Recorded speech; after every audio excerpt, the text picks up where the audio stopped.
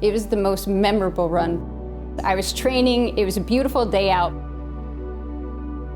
And when I went to turn the dogs around to go back home, I lost the team. And it's the worst feeling ever. And you can't catch them, you can't do anything, and you just kind of holler. And so I'm hollering, and Terry was my lead dog, and I'm hollering for Terry, and I'm hollering for her to come. And usually this is pointless, because most of the time they're just going, they're doing their job to run. So it was just like the movies. She turned the whole team around, and she came right back to me. So she brought the entire team back to me, and so that was a big deal. I was her pack, she was my pack. She was always there. Even when things didn't go right, she was always there. It did come to that time that we had to make that decision, and she had to be put down. I was not ready for Terry to go.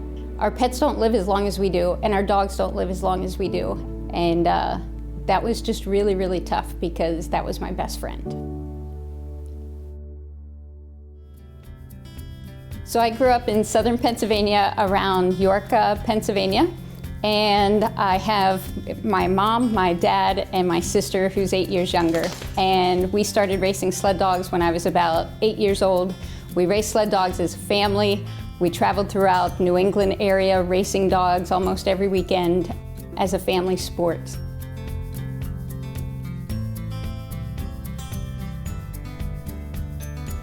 It was a really big deal when I went to college. I was the first person within my direct family to go to college, and I chose Cornell University. I decided to take it in the field of genetics because I love dogs. I wanted to study them to help them. So I work at Cornell University. I live nearby. I have 8 house dogs, 2 kids, and a husband that put up with my dog fetish. The research I do is genetics across multiple animal species, including working dogs, pet dogs, and livestock. And all of my research is focused on improving animal health and welfare. The Vaika Project started with the whole idea that we're going to bring these sled dogs to Cornell. They're going to live out their retirement at Cornell.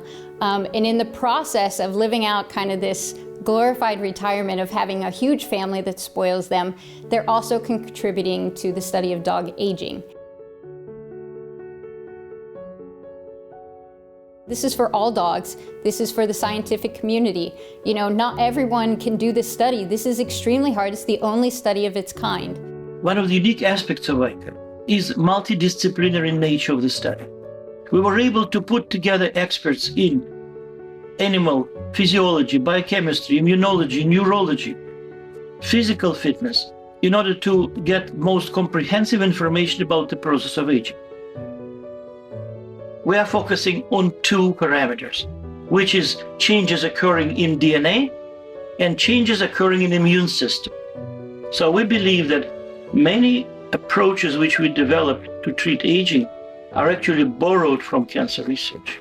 That where the experience and expertise we gained by working here at Roswell Park Cancer Institute can be directly applied to see the effects on dogs aging. In Vaika, we do not use dogs as experimental animals. We use them as patients who suffer from aging, and we're trying to help them. And we believe that in 5 years, when the program will be completed, we will be able to come up with specific instructions, treatments which potentially can be applied to any dog, including your dogs, including my dogs, and eventually even translated to humans. You know, one of the goals that I think we can really achieve in this project, in the Vaika Project, is to, use that information so that we can minimize the symptoms, the clinical symptoms that you see in aging, and hopefully really extend their activity. So how long they're out there, they're taking walks with their owners, they're playing in the yard with their balls.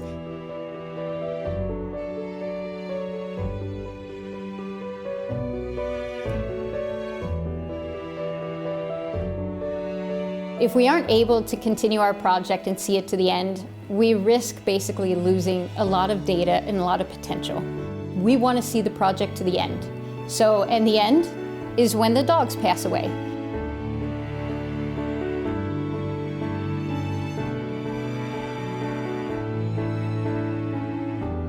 So for us, we want to make sure that we're still capturing this really valuable data on the dogs that we have. You know, our dogs are giving us so much. These dogs are giving us a lot on research as well. We want to be able to continue our research so we can give back to the dogs.